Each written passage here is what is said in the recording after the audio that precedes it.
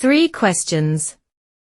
The thought came to a certain king that he would never fail if he knew 3 things.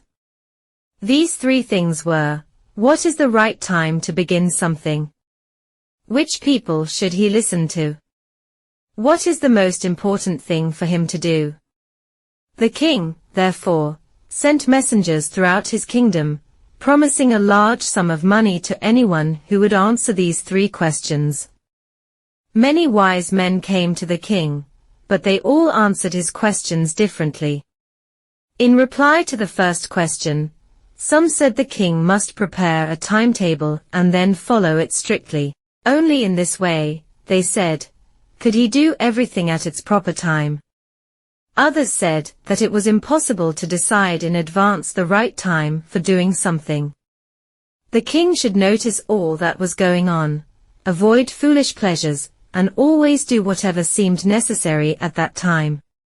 Yet others said that the king needed a council of wise men who would help him act at the proper time. This was because one man would find it impossible to decide correctly, without help from others, the right time for every action. But then others said that there were some things which could be urgent. These things could not wait for the decision of the council.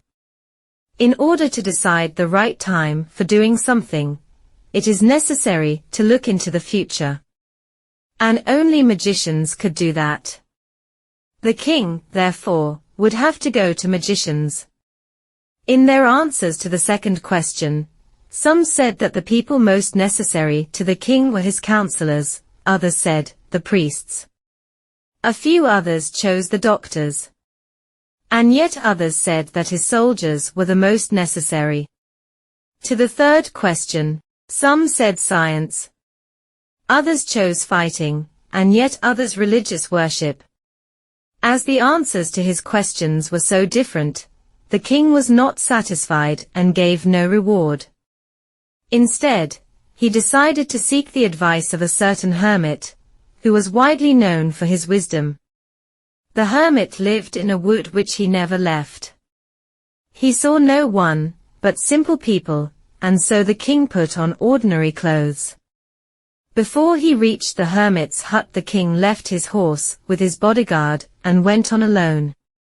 As the king came near the hermit's hut, he saw the hermit digging the ground in front of his hut. He greeted the king and continued digging. The hermit was old and weak, and as he worked, he breathed heavily. The king went up to the hermit and said, "I have come to you, wise hermit, to ask you to answer 3 questions. How can I learn to do the right thing at the right time? Who are the people I need most? And what affairs are the most important?" The hermit listened to the king, but did not speak. He went on digging. "You are tired," said the king. "Let me take the spade and work in your place." "Thanks," said the hermit, giving the king his spade. Then he sat down on the ground. When the king had dug 2 beds, he stopped and repeated his questions. The hermit gave no answer, but stood up, stretching out his hand for the spade and said, "Now you rest and let me work." But the king did not give him the spade and continued to dig. 1 hour passed, then another. The sun went down behind the trees, and at last the king stuck the spade into the ground and said, "I came to you, wise man, for an answer to my questions. If you can give me no answer, tell me so and I will return home." "Here comes someone running," said the hermit. The king turned round and saw a bearded man running towards them.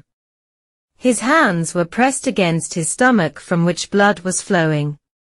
When he reached the king, he fainted and fell to the ground.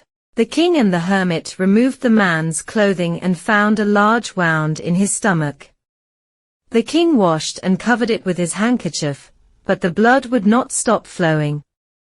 The king redressed the wound until at last the bleeding stopped. The man felt better and asked for something to drink.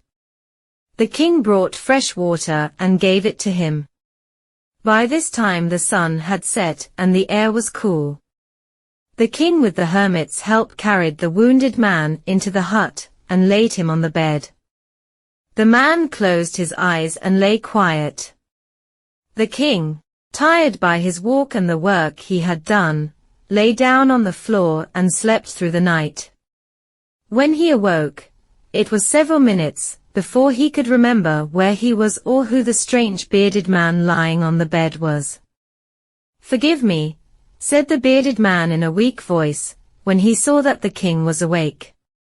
"I do not know you and have nothing to forgive you for," said the king. "You do not know me, but one know you. 1 a.m. that enemy of yours who swore revenge on you, because you put my brother to death and seized my property. I knew you had gone alone to see that hermit, and I made up my mind to kill you on your way home. But the day passed and you did not return.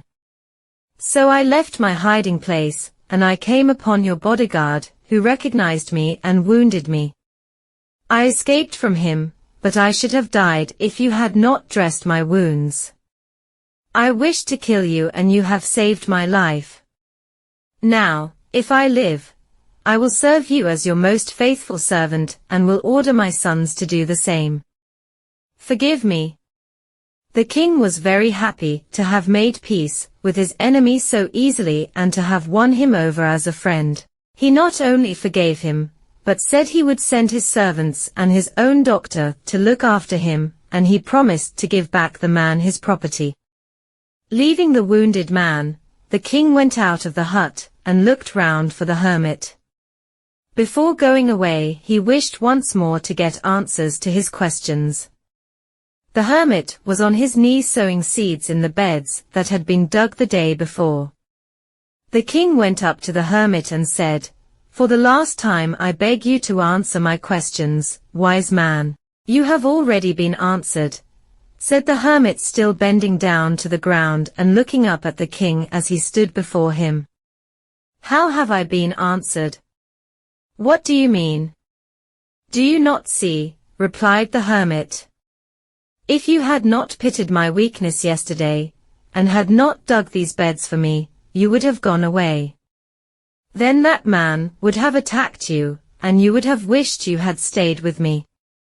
So the most important time was when you were digging the beds.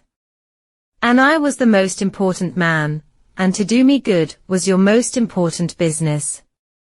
Afterwards, when the man ran to us, the most important time was when you were caring for him, because if you had not dressed his wounds he would have died without having made peace with you. So he was the most important man, and what you did for him was your most important business.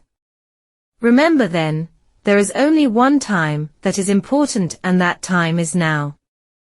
It is the most important time, because it is the only time we have any power to act. The most necessary person is the person you are with at a particular moment, for no one knows what will happen in the future, and whether we will meet anyone else. The most important business is to do that person good, because we were sent into this world for that purpose alone.